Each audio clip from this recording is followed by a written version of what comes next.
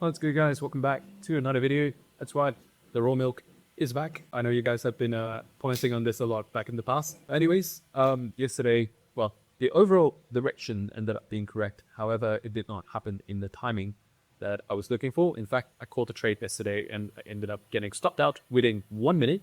So that is, for me personally, I'm going to consider this as a loss just because of what I called on Twitter. But if you guys managed to make money on the trade call yesterday, because ultimately it did come up into this 5-minute over gap right here and then hit dot, which is exactly what I called yesterday. If you get a candle close below this level, then you're going to treat this as a future resistance, wait for price to come back into it, and you're going to go short in between the hours of 7 a.m. to 10 a.m. New York. However, firstly, again, I took a loss, so I'm going to count it as a loss. But anyways, today I'm going to get into the intraday setup for Bitcoin. We're going to take a look at ETH. We're going to take a look at Sol.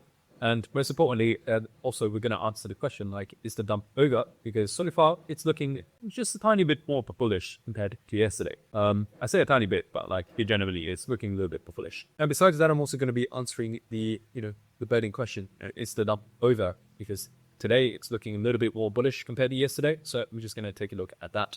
So we're going to kick things off on the daily chart because yesterday the closed bearish. Technically, today we're supposed to be looking for a downside move. Especially because in the grand scheme of things, we are still within this bearish order block right now. So price came into this bearish order block and started heading lower. So technically today we should still be looking for downside. However, on the 1 hourly, we have gotten some sort of a change in delivery. Now, is this the most certain change in state of delivery? I guess that's the question. And the answer is it's a little bit uncertain.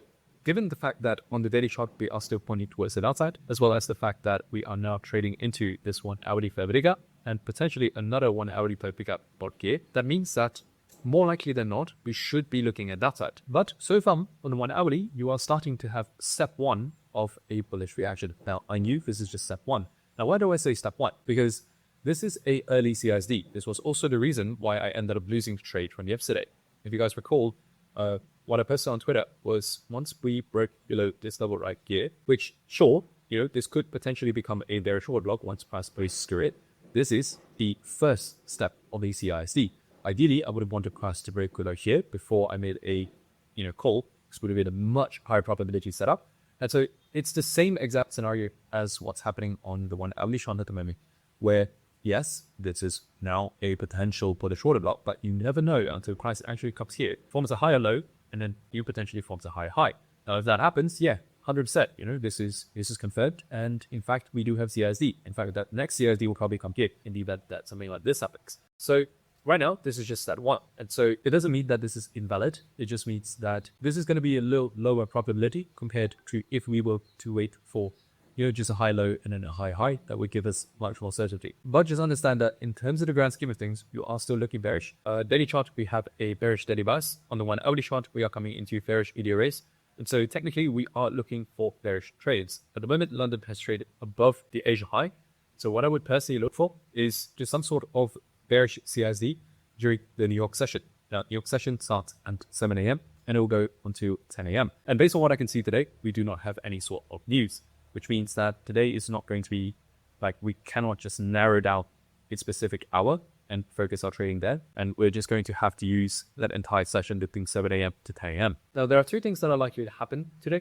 One is that prior to 7 a.m. to 10 a.m., you have retraced all the way back into this potential bullish order block here, and you start showing willingness to go to the upside. If that happens, then you do not take short, because ultimately, we need to see a bearish change in state of delivery on the 5-minute chart before we can jump into shorts. And if that doesn't happen, and something like this happens instead, then, well, price is just going to go up. Now, are we going to trade out? No, because part of the system that we have used so far to achieve close to an 80% win rate with the last 8 months is we ideally pick trades when there's alpha in the liner, meaning if the daily chart is pointing up, the hourly chart is pointing up, and the 5-minute chart is pointing up, that's going to take longs and not the other way around. Right now, the daily chart is pointing towards the downside. The 1 hourly chart is starting to point towards the upside, but again, as I've already explained, it's kind of the first step in a multi-step process. And then the 5-minute chart is, well, pointing up for now, but a lot can change in the next 3 hours as we head into the New York session. Now, I will make the official call today is that we're still going to be looking for shorts, just because this is what the system says. As for what I think it's going to look a little bit more precarious today. simply because right now we have an argument for both the bullish side. We also have an argument for the bearish side as well. But if you guys have been following me for any period of time over the last 8 months, you know the best trading days come when all 3 time frames are aligned on one direction, where it's clearly obvious and the call is easy.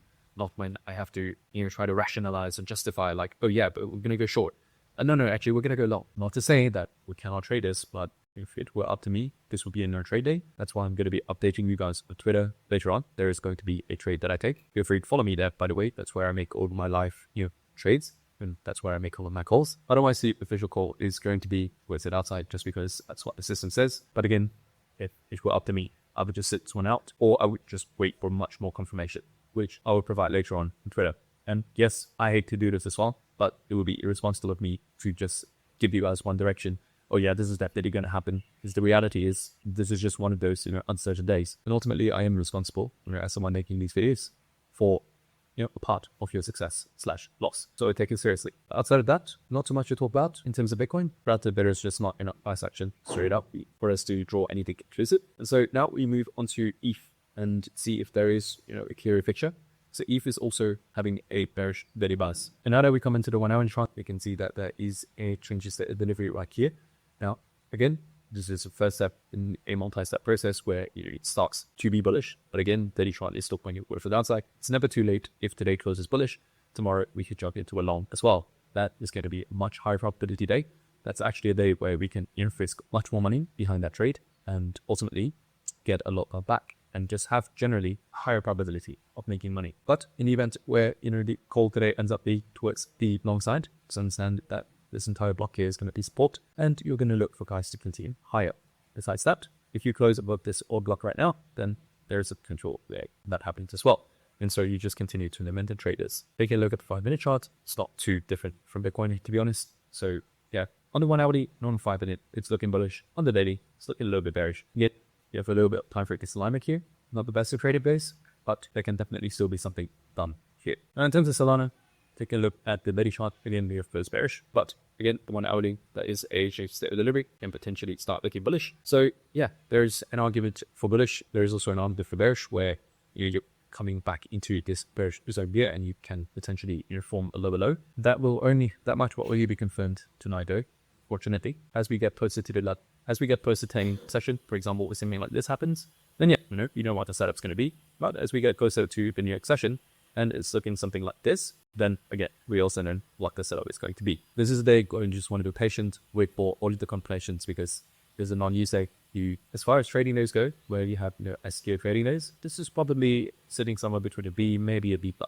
So not the best, and that's why we have to treat accordingly, wait for more confirmation, not get too certain, and most importantly, but yeah, play it safe. Not to say that we cannot take any trades here, but we play it safe. Anyways, I'll see you guys tonight on Twitter when I make those night trades, and yeah, ciao ciao.